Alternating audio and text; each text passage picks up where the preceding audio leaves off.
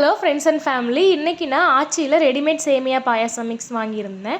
அது எப்படி செய்கிறது, அதனுடைய டேஸ்ட் எப்படி இருந்துச்சுன்னு பார்க்கலாம் வாங்க. இதுதான் ஆச்சி ராயல் சேமியா பாயாசம் மிக்ஸ். இது வந்துட்டு பை ஒன் கெட் ஒன், ஒன்று வாங்கினா ஒன்று ஃப்ரீ கொடுத்தாங்க. இதனுடைய ரேட் வந்து 90 ரூபா. இதில் கொடுத்துருக்க இன்ஸ்ட்ரக்ஷனை ஃபாலோ பண்ணி அப்படியே நம்ம செஞ்சிடணும். இதுக்கு எக்ஸ்ட்ரா நம்ம நெய், முந்திரி, பாதாம் எதுவுமே போட தேவையில்லை. நம்மளுக்கு இதுக்கு செய்கிறதுக்கு பாலும் இந்த மிக்ஸ் மட்டும் இருந்தால் போதும். 900 ml பாலில் இதை வந்து போட சொல்லியிருக்காங்க ஒரு பேக்குக்கு.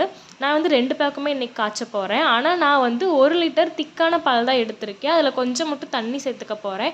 ஏன்னா ரொம்ப 900 ml 180 கிராம் அப்படிங்கிறப்ப அது வந்து ரொம்பவே லூஸ் ஆகிரும், தண்ணியாட்டம் இருக்கும்.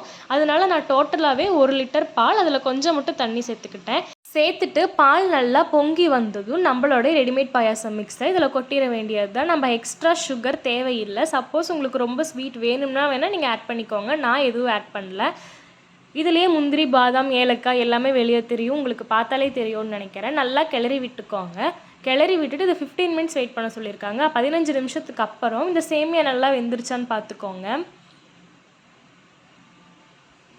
நான் வந்து ஒரு 17 நிமிஷம் போல் வச்சுருந்தேன். 17 நிமிஷத்துக்கு அப்புறம் சேமியா நல்லாவே வெந்துருச்சு. எப்போவுமே பாயாசத்துக்கு தேங்காய் பூ போடலைன்னா அது சாட்டிஸ்ஃபைடாகவே இருக்காது. அதனால் நான் எக்ஸ்ட்ரா தேங்காய் பூ ஆட் பண்ணிக்கிட்டேன். உங்களுக்கு வேணும்னா ஆட் பண்ணிக்கோங்க. தேங்காய் பூ ஆட் பண்ணிவிட்டு இதை உடனே ஃப்ளேம் ஆஃப் பண்ணிட்டேன். ஆஃப் பண்ணி ஒரு 5 மினிட்ஸில் இது நல்லா திக்காயிருச்சு. இப்போது இதை ஒரு கிளாஸ்க்கு ட்ரான்ஸ்ஃபர் பண்ணி நம்ம சர்வ் பண்ண வேண்டியது தான். வேணும்னா மேலே இன்னும் கொஞ்சம் கூட தேங்காய் பூ ஆட் பண்ணிக்கோங்க.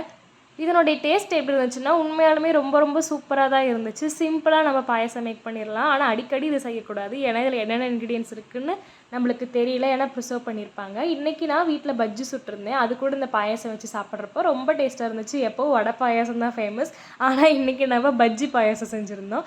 இந்த வீடியோ உங்களுக்கு பிடிச்சிருந்துச்சுன்னா சப்ஸ்கிரைப் பண்ணி ஷேர் பண்ணிக்கோங்க. பாய்.